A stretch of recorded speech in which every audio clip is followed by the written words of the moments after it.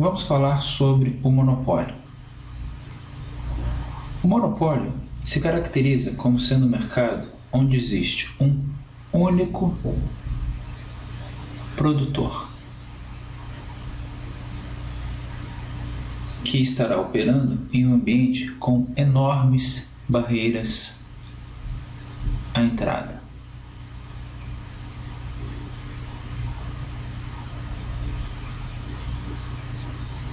O que lhe confere um poder de mercado,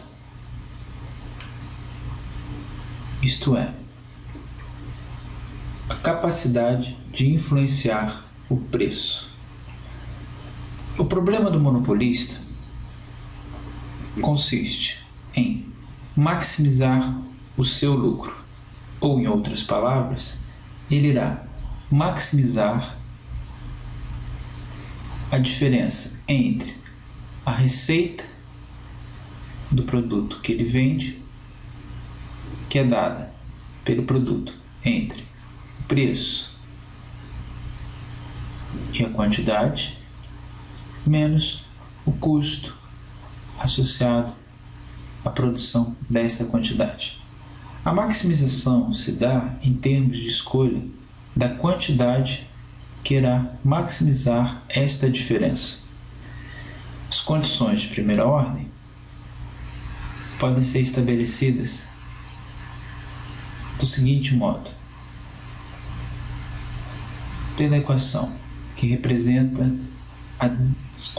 as derivadas desta função objetivo em relação à quantidade, isto é, derivando-se a receita em relação à quantidade, teremos o preço. Derivando-se agora a receita em relação ao preço, teremos a derivada do preço em relação à quantidade vezes a quantidade. E, finalmente, derivando-se os custos em relação à quantidade, teremos o custo marginal. Esta condição tem que se igualar a zero. Podemos, utilizando-se do conceito de elasticidade-preço, reescrever essas condições de primeira ordem. Sabemos que a elasticidade-preço se define como sendo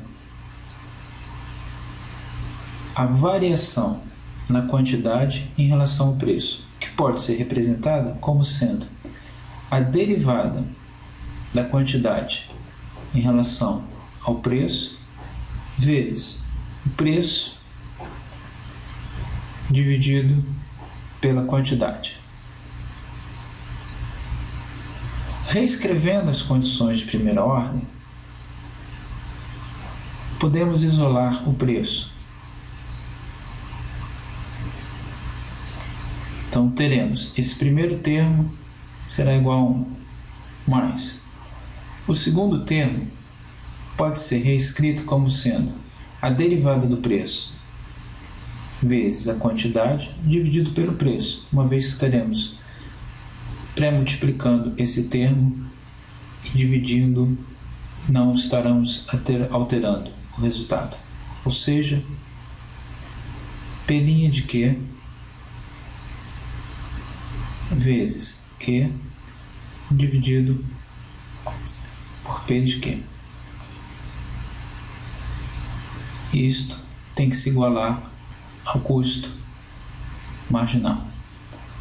Reescrevendo, usando o conceito da elasticidade e notando que esta relação é exatamente a inversa dessa, podemos, utilizando o teorema da função inversa, reescrever a condição de primeira ordem do seguinte modo: preço vezes 1 mais o inverso da elasticidade igual ao custo marginal.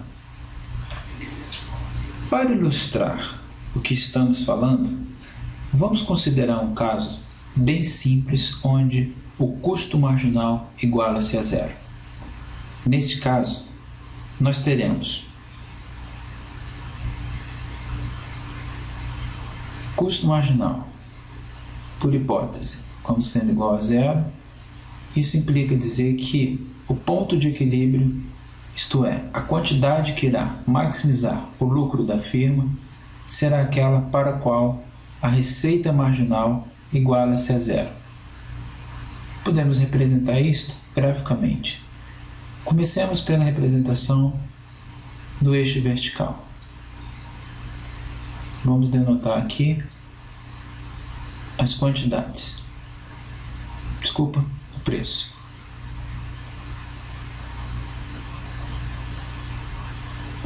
Ao passo que no eixo horizontal, sim, representaremos as quantidades. Podemos construir uma curva de demanda linear, sem nenhuma perda de generalidade. Neste caso, a curva de receita marginal partirá do mesmo intercepto da ordenada e terá metade da inclinação da curva de demanda.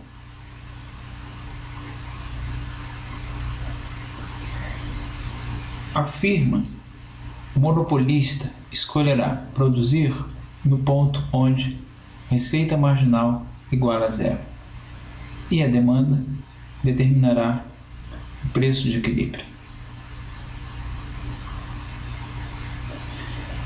Notemos que, como o preço é estritamente maior do que zero, para que essa equação iguale a zero, nós devemos ter que a expressão 1 mais o inverso da elasticidade seja igual a zero. O que ocorre se e somente se a elasticidade for igual a menos 1. Portanto, a elasticidade igual a menos 1 é aquela que está associada ao equilíbrio onde receita marginal iguala a zero. Notemos que, para preços maiores, teremos quantidades menores associadas. Portanto, para preços que estão acima daquele que está associado à quantidade produzida, tal que receita marginal igual a zero, teremos que a demanda será elástica, o que pode ser representado pelo fato de que a elasticidade será menor do que menos 1.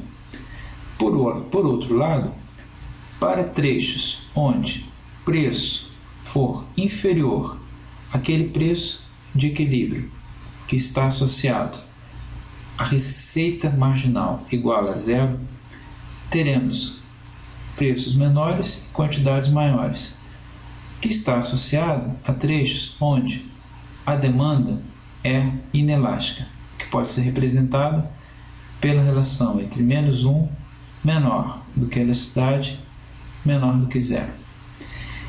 Este caso serve para ilustrar o fato de que o monopolista nunca irá operar num trecho onde a sua demanda for inelástica, pois, mesmo que ele tenha custos nulos, ele nunca operaria em níveis de produção maiores do que aquele que estava associado à receita marginal igual a zero.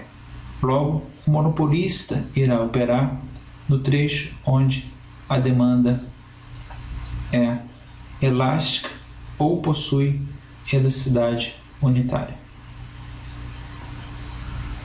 Vamos agora tentar ilustrar o caso mais geral. Primeiro vamos limpar um pouco esse gráfico.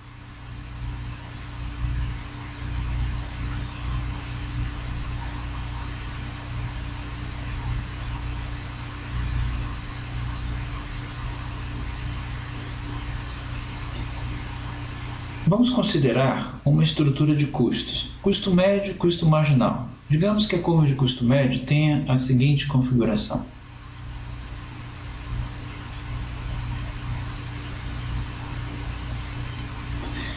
E digamos que a curva de custo marginal, que ela está associada, que é derivada da estrutura de custos da empresa,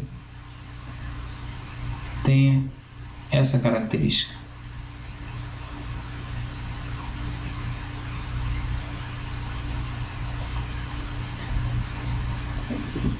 Está mal representada. A curva de custo marginal ela passa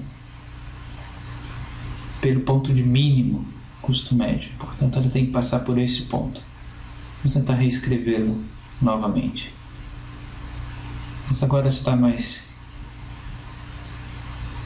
familiar. O monopolista, ele escolherá produzir para no nível para o qual a receita marginal iguala o custo marginal. Ou seja, ele escolherá produzir uma quantidade um pouco menor do que aquela que estava associada à produção onde a receita marginal igualava a zero. E, naturalmente, o preço que estará associado será um preço maior. O lucro do monopolista é dado pela diferença entre o preço cobrado pelo produto para o nível de produto que está sendo produzido e o custo médio associado vezes a quantidade que está sendo produzida. Portanto, essa área em azul representa o lucro do monopolista.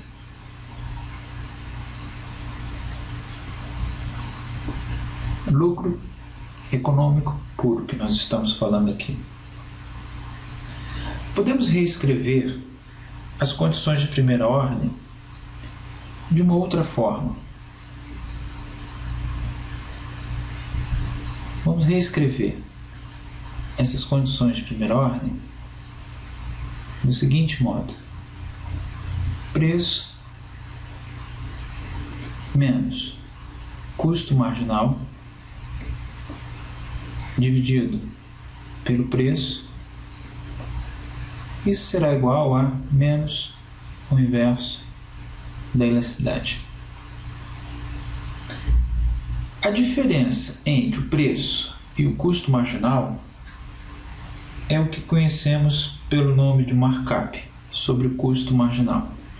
Quando nós estamos tomando a razão desta diferença e o preço, nós estamos mensurando o markup em termos percentuais do preço. Isto é conhecido como o índice de Lerner, que também pode ser reescrito como menos 1 sobre epsilon. Note que, como nós vimos antes, o monopolista estará sempre operando no trecho onde a elasticidade ou ela é unitária ou então a elasticidade é menor do que menos 1, indicando que operará em trechos onde a demanda for elástica. Neste caso, isto nos permite escrever que o índice de Lerner estará pertencendo ao intervalo entre 0 e 1. Quanto mais próximo de 0 for o índice de Lerner, mais competitivo será o ambiente onde o monopolista estará operando. Por outro lado, quanto mais próximo de 1 for esse índice, isso indica um maior poder de mercado para o monopolista. Observe que, quando a elasticidade tende a infinito, menos infinito, então isso implica que este termo como um todo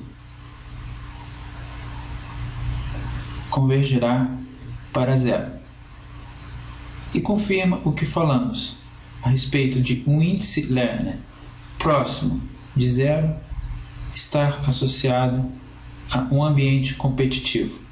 Note que, quando esse índice se torna igual a zero, na medida em que o epsilon tende a menos infinito, isso implica que o preço iguala ao custo marginal, como no modelo competitivo. Obrigado.